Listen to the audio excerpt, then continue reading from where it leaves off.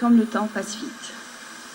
Je me souviens encore, comme si c'était hier, la création de la société Injet, notre premier bébé, on va dire.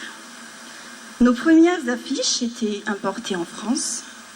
Moi, j'assurais les réalisations des commandes.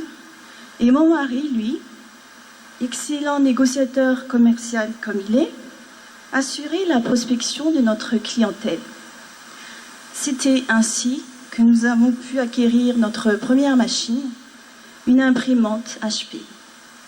Mais sa capacité de production n'était pas suffisante, alors il fallait encore qu'on assure d'autres commandes en parallèle. Avec beaucoup d'efforts et avec de la persévérance, nous avons pu acquérir une vraie machine industrielle et les premières sucettes défilantes que vous pouvez trouver en Tanmin. Au cours de ces 10 années, nous avons partagé ensemble des difficultés, des problèmes, mais aussi des idées, des projets, des opportunités et du succès.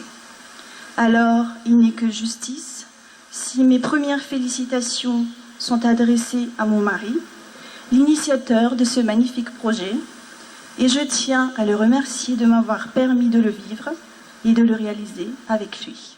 Excellence, Monsieur Ange Razouil, président de la transition, chef d'État, et son épouse, honorables invités et chers collègues, bonsoir.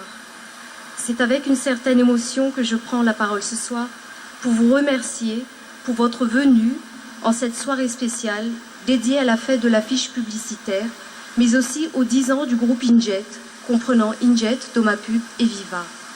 Merci d'avoir répondu positivement à notre concours d'affiches, la première édition à Madagascar, et ce malgré les difficultés rencontrées par chacun d'entre nous durant cette année 2009. Vous avez su mettre en exergue le travail de tout le secteur de la publicité, et pour cela, encore merci. Les fidèles collaborateurs au sein de la société Injet, bâtisseurs du succès de la société et ayant été présents depuis sa création, ont été également récompensés.